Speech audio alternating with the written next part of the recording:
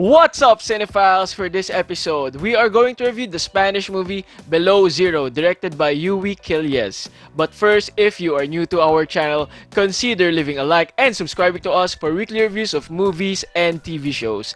Now, Kevin, tell us what this movie is all about. Okay, Below Zero, or its Spanish title Bajocero, is a prison thriller that takes place outside the prison. We have here a police officer named Martin, played by Javier Gutierrez. He is tasked to transport this armored prison boss, and all of a sudden there's this unknown assailant that ambushes them, so he is forced to lock himself up with the presence of this conman. So feel this is a gripping Spanish thriller, action thriller. What are your thoughts about this movie? One thing that you should know about me is one of my guilty pleasure movies to watch is Con Air, starring Nicolas Cage. And that's a movie that revolves around transporting a group of prisoners by plane. And in this movie, they're transporting prisoners via a transport bus. I didn't have any idea. I didn't watch any trailer about this movie. I just went ahead, opened my Netflix. So when that plot thread is pointing to that it's going to be some sort of a serious Con Air, I was on the edge of my seat. I was excited because damn, this is the kind of movie that I'm sure that I will enjoy. There are very tension-inducing scenes because you just don't know where this assailant will come from, what his plans are, what are his motivations. So that really works well for this movie because there's a certain tension all throughout the atmosphere. The performances are great. Obviously, I don't know these Spanish actors, but they had good performances here. My favorite character out of the bunch is Lluís Callejo, who plays Ramis, one of the prisoners who is sort of a con man who also just wants to open a bar. I think that character brings a lot of levity in this movie because this movie is very, very serious. He gives you some sense of humor sprinkled all throughout the movie, and I loved his character for that.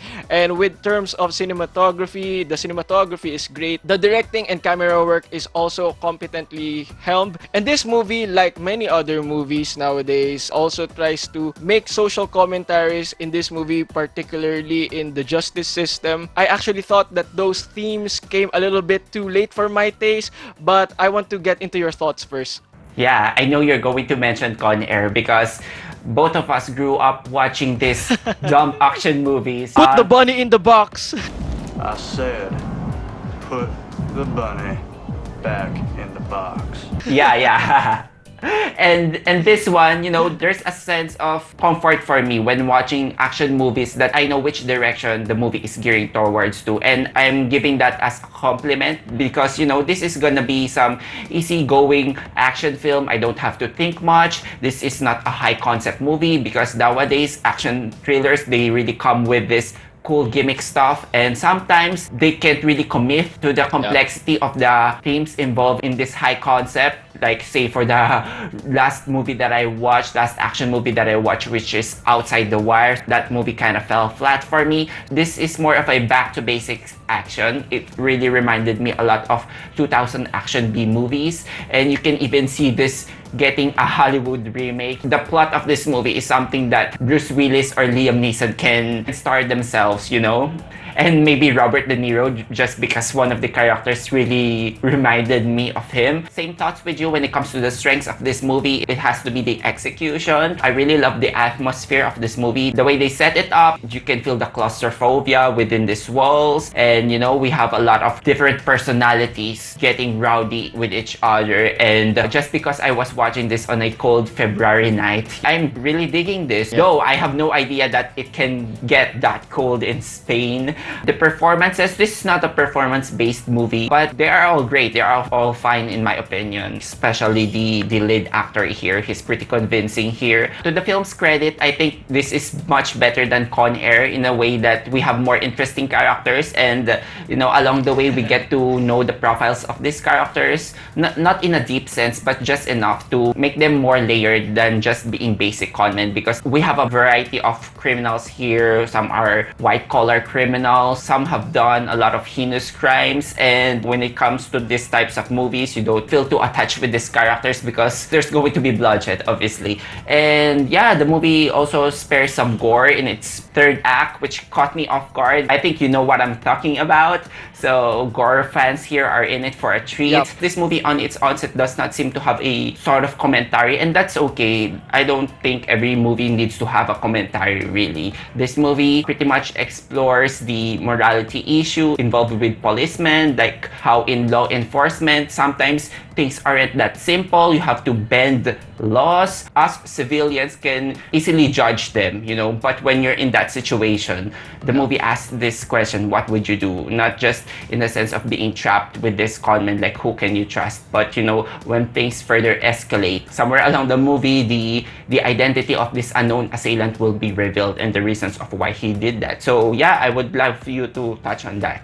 With regards to that assailant, really, because at the very first part of this movie, there's this certain mysterious aura because they don't even show his face until probably halfway through the movie. What really makes this movie extremely tense is the primary antagonist probably isn't the perpetrator, but the code itself. And you've touched upon that because you can really see all of them, even the perpetrator himself, struggle with the code. This code is kind of a ticking time bomb for them because you don't know how long the bodies of these characters might hold up against these cold because they're practically trapped in a transport without any much heat. So that's an interesting element in this movie. Personally, for me, I'm gonna have to push back with regards to the characters because with the exception of Ramis, I actually thought that the characters are all paper thin for me. Even the main protagonist himself. As a guy who's seen a lot of movies that takes place in a sheltered space or in a limited space, there's usually a lot more characterization